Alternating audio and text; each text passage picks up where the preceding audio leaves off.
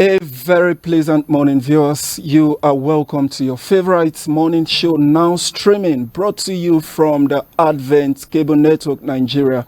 Our sincere apologies for starting a little bit behind schedule. It is due to some network glitches from our end.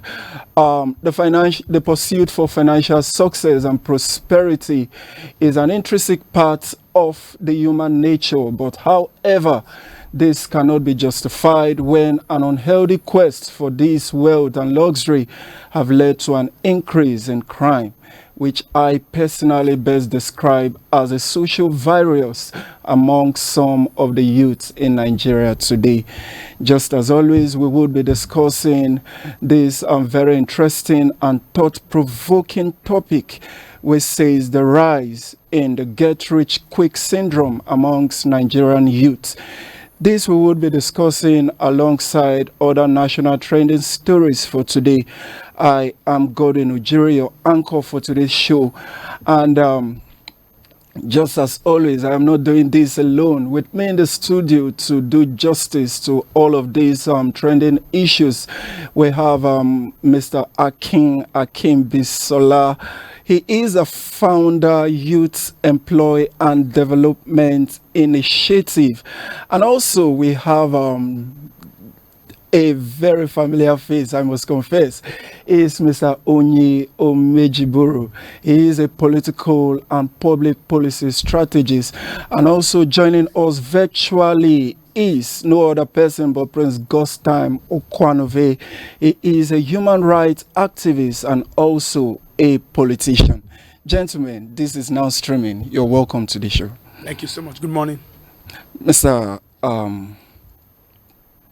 You're welcome, sir. Thank you very much. All right. And also, Prince Gostime Okwanove, I understand you are with us virtually. Welcome to now streaming. Viewers, I want to urge you to always remember you can be part of the show by calling in the numbers on your screen and by sending in your comments via our various social media platforms. If you are just joining us, this is the ACNNTV morning, now streaming morning live show. And we are considering the topic this morning that says the rise in the get-rich-quick syndrome amongst Nigerian youths. This indeed is something that even in recent time has sparked a whole lot of questions in the hearts of many, but yet not so many answers have been given. But in the show this morning, we sure would be giving answers to that. And still with me in the studio to do a very apt analysis of this issue we have at hand is Mr. Akin Bisola, who is the founder, Youth Employ and Development Initiative, and also Mr. Onye Omejiburu. He is also a political and public policy strategist, and also joining us virtually to also talk on this issue is Prince Gostime Okwanove, a human rights activist and a politician.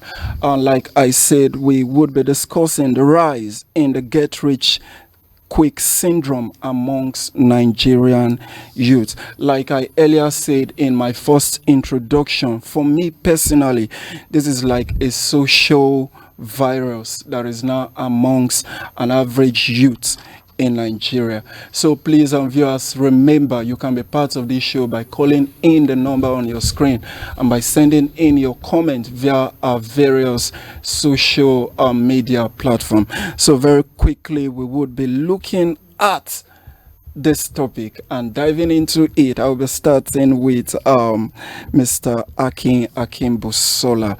All right, Mr. Akin, we're both youth, and so many things have become prevalent in our society. Amongst them is this syndrome of getting rich too quick. So to you, what do you think is the meaning of get rich quick syndrome? And why is it prevalent amongst the young persons or young people in Nigeria today? Okay, so thank you so much. I think because I work with a lot of youth, I see a lot of things. And I think the get rich quick syndrome is just something that is very pathetic. And you know, is any time when you see, or the best way to define it to say any time when you see people trying to get rich by illegal way, by a very unusual way, they're trying to get rich through dubious means. You know, trying to make sure they are trying to trying to like just we were talking about Yahoo earlier, right? Sorry, I lost my thought for a moment. Okay. You know, so anytime you see young people trying to use dubious means and illegal ways to get rich or to get financial favors for themselves, then that is what we're talking about. And it's just very unfortunate because people blame it on so many things. But it still boils down to the fact that our value as a country is depreciating year in, year out. You know, because if people value one another, if we value one another as young people, I know we have unemployment, the unemployment rate is high. We have people having a lot of reasons to want to do that. People don't even have money to even pay for their fees. They don't have money to go to school. So a lot of our young people are out of school. You know, these are part of the reasons why people can want to say that they're doing this. You know, there are a lot of some of these get rich quick syndromes around, or some of these reasons why they do this. Because if you look at some of the most prevalent one that is even giving us a bad reputation as a country is the Yahoo thing, where people are defrauding foreigners of their hard-earned money, and you know that has made a lot of countries even blacklist us as a country, right? And you know, at every time when we see some government agency trying to also trying to curb or trying to help us to control these things, sometimes you see, if you are ever online, you see a lot of backlash as some of these government agencies trying to do their job and all of that. So I think it's just quite appalling and it's quite disheartening to see what we are facing as a country. And I think the best way to go about this thing is to make sure, just like we were saying earlier, is just to make sure that we have an enabling environment for our youth to thrive. We have government initiatives. I know there are some currently, but we can have more. Because even the one we have, I know, is not going around. So we can have more government initiatives that have been tailored towards making life more bearable for the young people of Nigeria. You know, not things to make them continue to be more indebted, and not opportunities that the government bring, or opportunities that they are getting. And you know, we have a lot of our young people. They would, if you catch a prostitute today, or an armed robber today, or somebody who is into Yahoo, the first thing they will tell you is that they don't have money to eat. They are trying to do it to survive and all of that. So what can we do as a country to begin to make young people be able to survive in this economy? And part of what I want to talk about is skill development. We can encourage skill development. Not everybody has to go to school. Not everybody have to. And even if people are going to school, a lot of people, where are the job opportunities? So we can encourage skill development. A lot of Nigerians today are employed by foreign countries, earning dollars right from the comfort of our home. COVID-19 did us that good, to have people working from home and earning in dollars. We can encourage some of this. There are a lot of skills that young people can take, and that can position them to be more employable. All right. Thank you so much, Mr. Aki. Just hold on your thoughts there, because you've dived in even much further in this conversation. Mr. Onye, I would be coming to you. This is now a Nigerian issue. Mr. Onye look angry. This is now a Nigerian issue, and I can see very well that you are key in discussing anything that has to do with Nigeria. Until we get it right, we've not started. And then I want to now ask, what are the factors you think has led an average Nigerian youth to this syndrome, and how can, because Mr. Aki has raised the issue of skill development, government not really doing enough to cover this gap. And then we are now looking at peer pressure and also underemployment as the major factor. Do you see it that way from this angle? Okay, basically, there is this self-induced pressure which was initiated in the most recent time by the advent of social media. Okay. There is this cupidity and inordinate search for wealth, not necessarily for self-development, not for social development, but to impress, but to show off to others that you have arrived. Yeah. Peer pressure plays a role Also, nevertheless, self-induced pressure has more force than peer pressure. Okay. For the benefit of our viewers now, Okay, please. Can you Separate the two? Yes, please. Yes, I will do that. Okay. Peer pressure is external pressure coming from your friends to join them in a particular wagon that is moving, which you can jump out of the wagon if you desire. You can decide not to even join at all. But self-induced stays with you even when you are sleeping in your bed. You cannot sleep. Yes, because you have induced a pressure on yourself. The society has given out young people, even parents now in some states, pay for their children to join Yahoo. Yeah. Because nobody, the only language understood by our society in the most recent time is result. money. In politics is money. You can have the best strategy in politics, and a richer person comes into the scene and buys off everything. Okay. Are you with me? Yeah. Even in churches now, if you are not a rich church, they are even teaching it now. If you are not rich, you have problem. So you see that we've given so much attention to cash. Almost all of our institutions. You can't even talk to a young lady if you're a young man if you don't have cash. You look stupid. Even as a young lady, nobody will just do you. But if you have money, they have respect. So you see, we have now misplaced the priority. When you juxtapose this with the reality on ground, we are joking. Everything now deals with money. Nobody is talking about intellectual sagacity anymore. Nobody is discussing prowess in business ideas or anything. No. All those your grandma will end up with how much do you have. How much you get. So attention has now come to money. Quality is irrelevant. Source on before now they ask a young man, what do you do for a living? Yes. But now they will tell you, you don't ask people what they do for a living. Well, you what do you do for a living? They don't ask anymore. Or how much you get to be asking somebody. Do you understand what I'm saying? So we have joined it, and now it has led us to a lot of issues. Yeah. Just yesterday, I was seeing a video, very gory sight, where a guy beheaded his own father for money ritual. 2 days ago, where a guy beheaded his daughter and his son. Last week was his girlfriend. I mean, what madness is that? And the year just started. I mean, who gave us this concept? What is more? Are these people even okay in the head? The native doctor that has asked you to behead your son, your daughter, or your father is not rich. He doesn't even have a vehicle. And he's trying to mix charms for you to go and have a vehicle. What is going on with us this time around? Do you understand what I'm saying? The deceit in the system is so horrible that they've exposed our senseless youths who do not want to think deep. To ask yourself, look at the house this man is living in. This Baba is living in a thatch house and is promising to make me a billionaire. Why did you Meanwhile, his son is driving Okada. Or his own apprentice. Babalawo apprentice. Do you think Babalawo doesn't want to be rich? Do you think the native doctor doesn't want to be? You think he doesn't want to have money? He wants to have money. So what they have done is that they have destroyed the psychology of our people. The Pygmalion effect of reasoning has taken over. We are thinking negatively. Everything is just about the money. If you don't have money, nobody is listening to you anymore. Yeah, truly.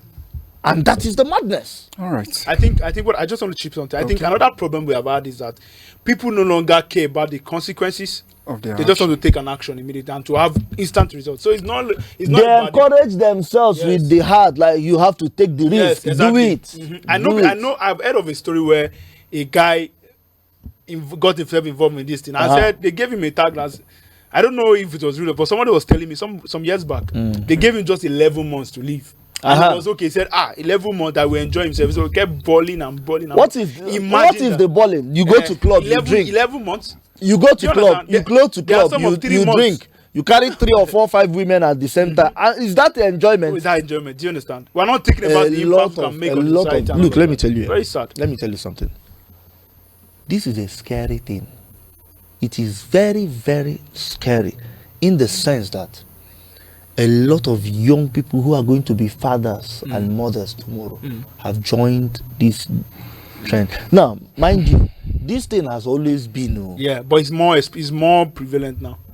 But what has happened is that, number one, we've increased the population. Yeah.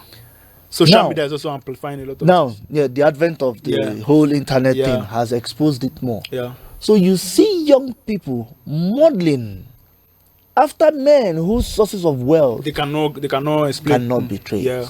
Yeah. They don't care. Young people no longer go for seminars. They don't believe in anything genuine again. Or trust the process. No, what they want is tell them where to go and carry it. What's the next thing? Yes. That has actually, look, last year Nigeria paid about 2.2 trillion naira to kidnappers nationwide. Yeah. Those Because are the things that are bringing about this, all every- these business ideas. Yeah. Everybody wants to carry cash immediately. Yeah. And they are willing to cut off their eye, their ear, their leg, To kill drive their Lexus- mothers. Lexus give and their- Benz. and now watch. Those things do not last 2-3 years.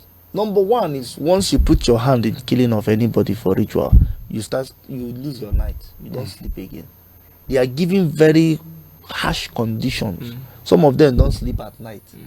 They will be awake till morning. The Baba say if you sleep in the night, you die. What kind of useless life is that? All right. Thank you so much. Mr. Onyi, we hear you loud and clear. Prince Gostam Ukwanove, we would be bringing you in now into this very apt conversation. And you are following us right from the south. And I am also from that region, and I know how prevalent this issue is within that area. So now I would want to ask you this, because you've seen how interesting the conversation have been. The question now is, the need or the want for this blood money, is it real? And I don't know, I wouldn't want to give an answer to that. Now, what can you now say about this current rise in the killing and the ritual practices that is now seen all around the nooks and crannies of Nigeria?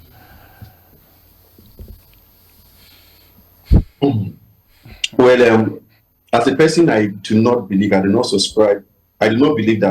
there's something as blood money. I do not believe that it works in the first instance.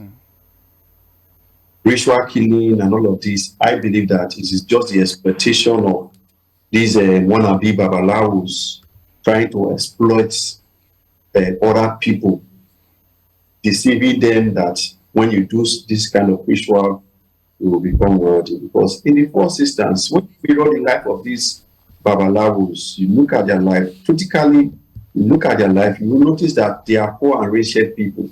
So how do you expect a fellow poor and wretched person to transform your life, become a rich person by performing a certain ritual? If he had the power to do it for you, why has he not done it for himself? It's a practical something. So I believe that it's just a matter of deceit. That is on ritual killing. Then let us go back to the initial conversation, which is the get rich syndrome something. I have a very strong view that get rich syndrome is not an African thing. It is not a Nigerian thing in the first place. Get rich is, by extension, the influence of Western culture to Africa, and by extension, Nigeria.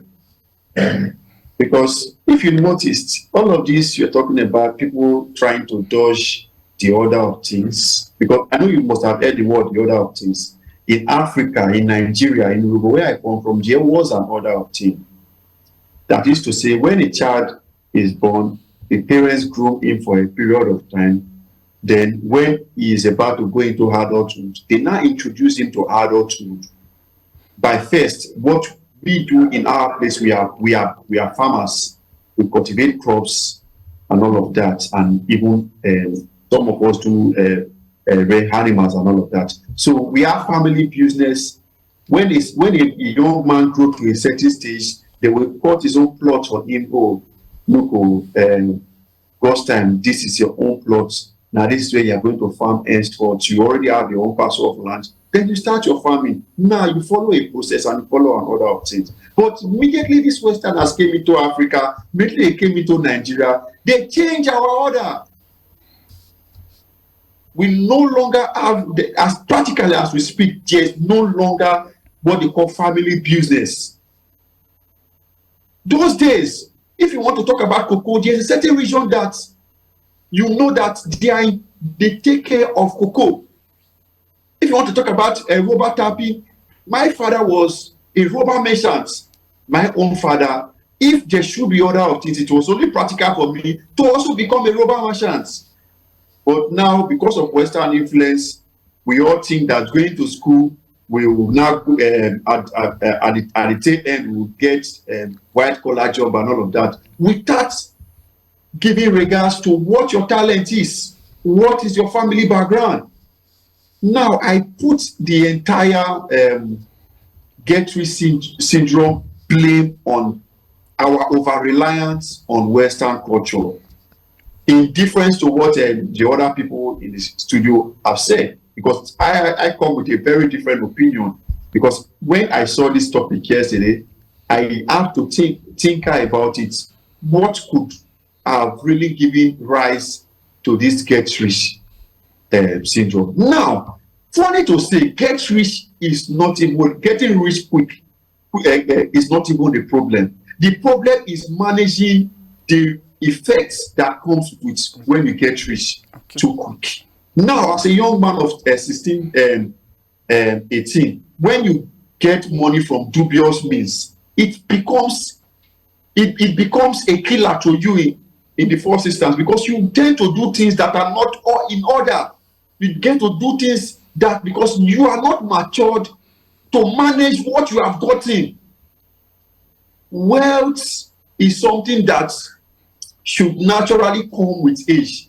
When you are of age and you get rich, you should be able to manage it. But when you are younger and you get rich and you do not follow the process properly, it becomes disastrous. So for me, getting rich quick is another thing, while the syndrome of getting rich is another one, while managing the wealth that you get too quickly is a big disaster.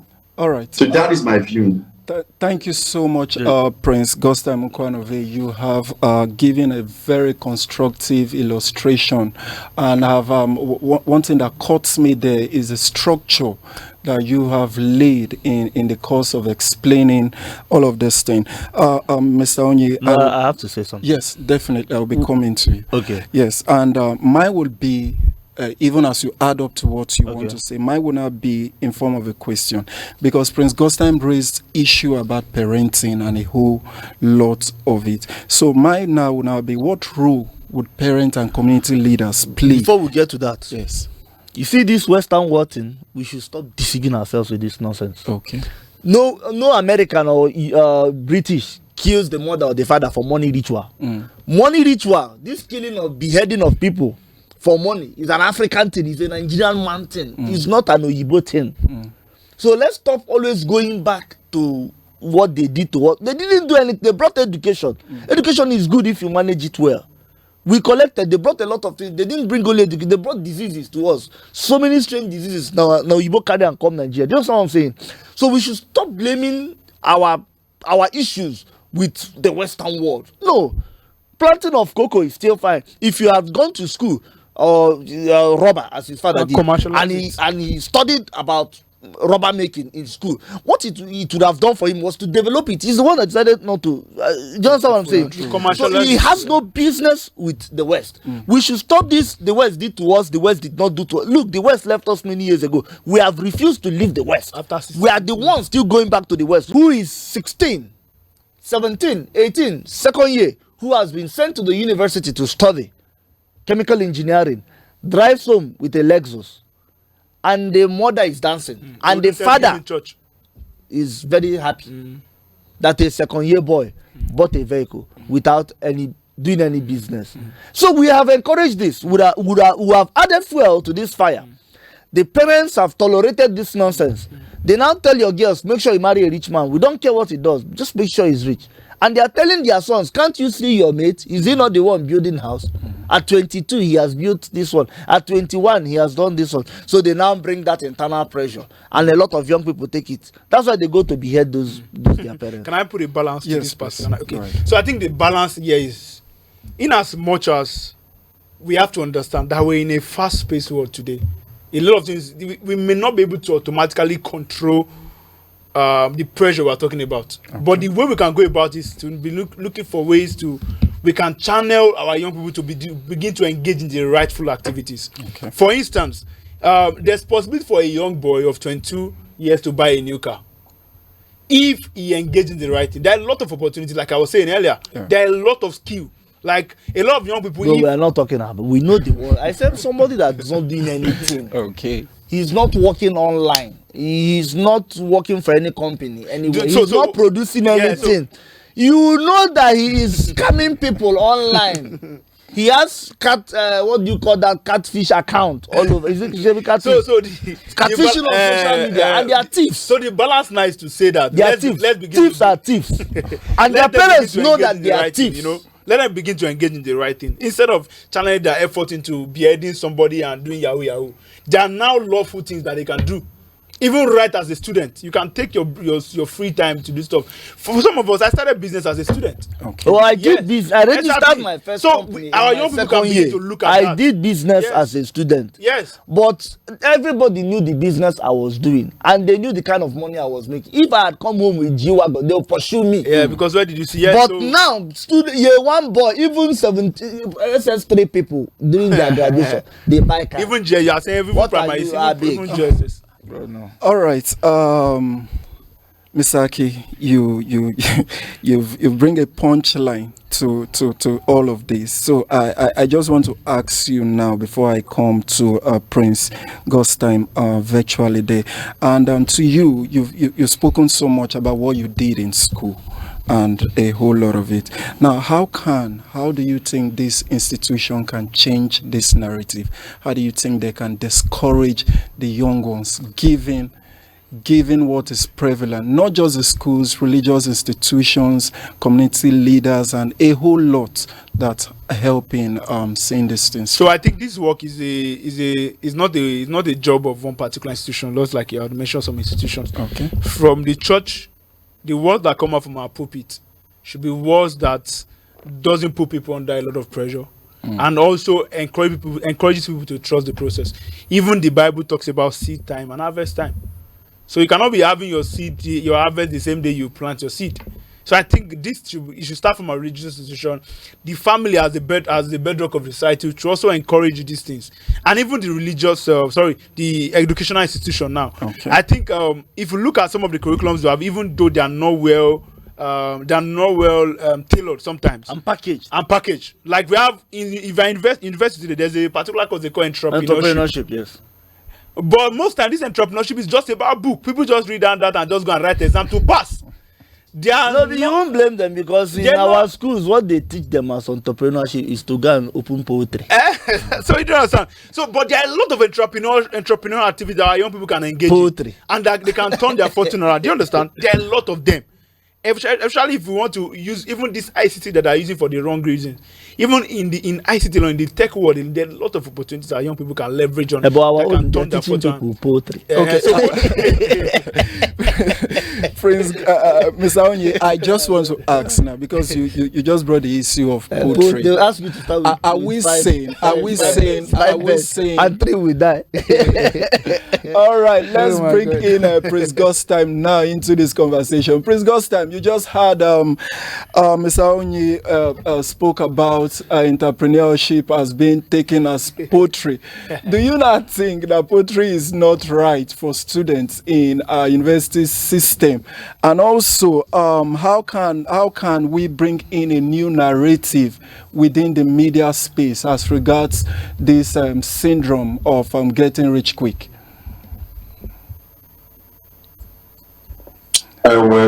First, bringing a new narrative to the media as it relates to get rich syndrome is for us critical stakeholders, the political class, members of the civil society, and the general public to continue to advocate against get rich syndrome.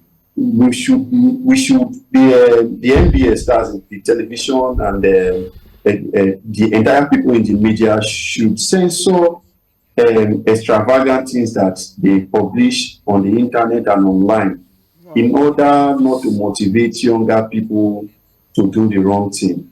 Then on the comment of one of the speakers live there in the studio that about poultry, well, poultry, fishery, those are part of activities that form entrepreneurship. However, because the too much projection of those things is as if they are showing just poultry and all those things on our faces. Okay. There are a lot of other That is not the real entrepreneur. The entrepreneurial spirit is in the body, is in the mind.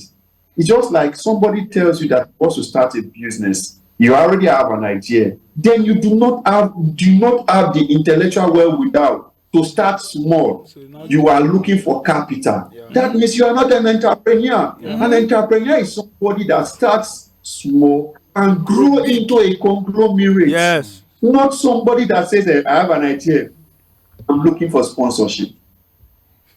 You get so. Yeah. So some people like us that started from the cap level, because by my birthplace, I grew up as an orphan, losing my both parents under 10.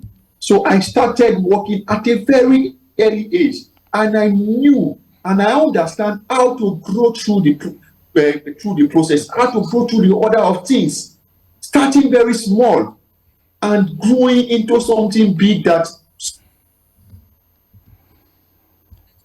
All right, Prince Ghost time, I guess, and the network is bad. We are actually running out of time. So I would want to come to Mr. Onye right on the show this morning. Now, Mr. Onye, do you not think that the effort of the law enforcement is sufficient enough to tackle this menace of ritual killing that is prevalent in the society? Lastly. They are trying. I think they are trying. Nevertheless, there's something that is fundamentally wrong. Okay. You see all these things that once you make money, they just give you police, give you DSS, they give you. That's nonsense. We are encouraging the rubbish. Look, before you take security apparatus from the federal government to yourself, we should know the source of your wealth. It's not because you're able to buy 4 or 5 cars, they will not give you police. Some of them, it's not only police now. You know, some of them move with soldiers now. Aha. Like I was watching a particular YouTube video, because most times I barely watch TV, but I just do YouTube sometimes. Okay. I saw a particular, I don't want to mention it, with soldiers. So you ask yourself, is this person they are following? Yeah. Nigeria has about just less than 300,000 police officers, which is very wrong. To be policing 200 million, it is wrong. Supposed to be. We're under. Then inside that 300,000, almost 180,000 are in personal escort, private escort all over. We should stop that nonsense. Okay. By the time we stop giving them security to be going around showcasing ill-gotten wealth, Nigeria will work. By the time you need to explain the where you got your money from before you ask police for security, we will start having sense. Yeah. All right, Mr. Akin, I think I'll be taking your last word on the show. Okay, I think what I would just want to say to everyone, especially the youth, right, is to encourage every young person to trust the process, right? Trust the process. And it's important for you to know that whatever you have started has the tendency to grow big if you put in the work. So this is the time for you to begin to think of, if you're going to start a career, start it now. If you're going to start a business, start it now. Than trying to rely on other means that are not illegal, that are not worthy, that are not lawful. So I will encourage us to get into lawful practices, get into lawful businesses. And if we are not cut out for entrepreneurship is more of a thing of a mind. So if you're not cut out, it's more about passion. It's not just about money. If it's about money every time, you will kill your customers or your clients. So entrepreneurship is all about passion. I tell people every time, nobody gets rich with a one-time transaction. A one-time transaction can give you a breakthrough, but it's not what we use to sustain wealth. So you're always looking for repeated transactions. Because if it's not in your heart and you start poultry, you eat the chicken and the egg. And the egg. So the egg you're supposed to sell because you're not an entrepreneur. Eating the egg. So it's about the thing of and the fish, especially the catfish. Do you understand? It's about the thing of so I just want to encourage our young people to really, if you're going to do things you're passionate about. And I know sometimes the country doesn't give you that leverage or even choose about what you're passionate about. So start from where you are and move into what you want to do. Some people start from being employees, working as security, working as gatemen, working at as restaurant managers or restaurant cashiers. You know the funny thing is only in this country when they are here, that's when they make noise. When they go abroad, they go and wash plates. All right, gentlemen. I think Prince Gostam Kwanove, your last word on the show before we wrap up. 30 seconds, please. My last word on this show is to encourage young Nigerians, fellow young Nigerians, to prioritize talents, passion, and dreams and ambition. If you follow your passion, if you follow your dreams, if you follow your talent properly, you won't be caught in the web of this get-rich syndrome stuff. Very true. Just follow groom your passion, groom your talent, and it will be well with you. Thank you, and God bless you all. All right, thank you so much. And this is actually the much we can take. And also with that, it is a wrap. But before I go, I would want to take the words from the Bible. That is Proverbs chapter 28, verse 20, and rightly says it all. The trustworthy person will get a rich reward, but a person who wants quick riches will get into trouble. On this note, I would want to thank my wonderful guest. Indeed, it was a great time with you, gentlemen, in the studio, and also with Prince Gostam Kwanove that joined us virtually. Thank you so much for making the show a reality today. And to you, our viewers, I want to also say thank you for staying tuned. But however, this is where we would be drawing the curtain on today's show. Remember, you can get more on our programs via our various social media platforms, and also by staying tuned to this station. So we'll come your way again with other interesting topic. Same time, same station tomorrow. Do have yourself a blessed day ahead. I am Gordon Ujiri, and bye for now.